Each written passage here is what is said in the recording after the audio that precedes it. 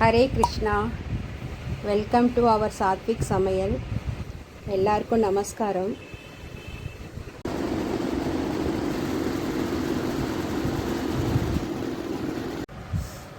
இந்த வாழைப்பூவு எப்படி க்ளீன் பண்ணுறது இங்கே பாருங்கள். இதை எடுத்துடணும்.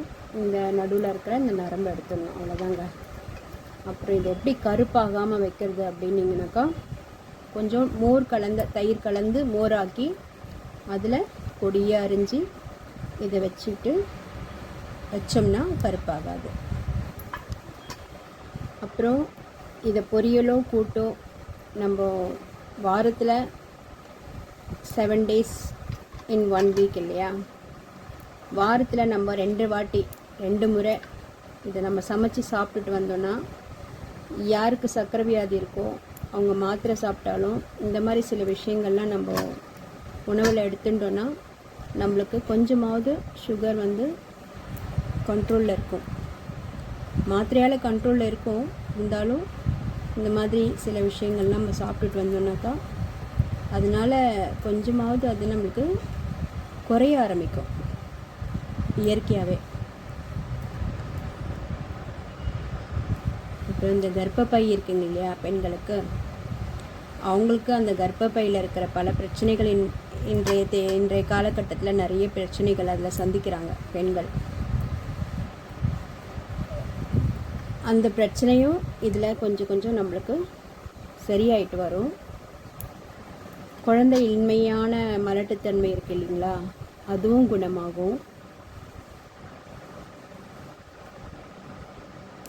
இதில் இரும்பு சத்து அதிகமாக இருக்கிறதுனால இரத்த சோகை வியாதி தீர்றதுக்கும் இதில் வழி இருக்குது.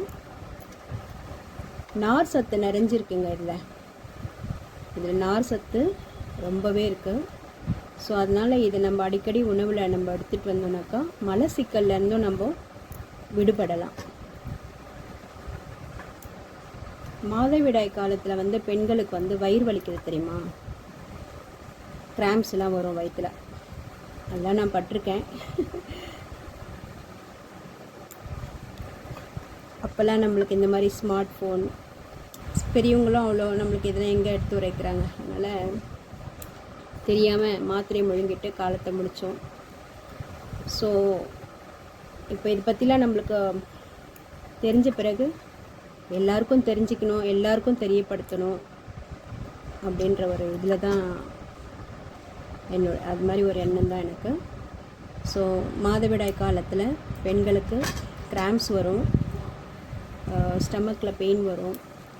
ஸோ இதை உணவில் இது அப்புறம் இந்த கொத்தவரங்காய் தெரியுமா, அதுக்கும் அந்த தன்மை இருக்குது. அந்த கிராம்ஸ் அந்த வலியெல்லாம் போக்குற தன்மை இருக்குது. கொத்தவரங்காலையும் இருக்குது, இந்த வாழைப்பூலையும் இருக்குங்க. இந்த மாதிரி நிறைய மருத்துவ குணங்கள் நம்ம காய்கறிகள்லேயே இருக்குங்க. அதை தேடி கண்டுபிடிச்சி நம்ம உணவில் சரிவிகிதமாக நம்ம எடுத்துகிட்டு வந்தோம்னாக்கா நன்மையை நம்ம பெறலாம். ஓரளவுக்கு நோயிலேருந்து விடுபடலாம். சரிங்களா?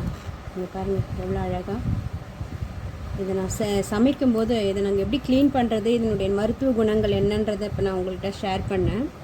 இதை நம்ம சமைக்கும்போது நான் ஒரு வீடியோ எடுத்து நான் போடுறேன், எப்படி சமைக்கிறேன் பாருங்கள். அப்படி இதில் வடை செய்யலாங்க, வடையும் செய்யலாம், கூட்டு செய்யலாம், பொரியல் பண்ணலாங்க. இதில்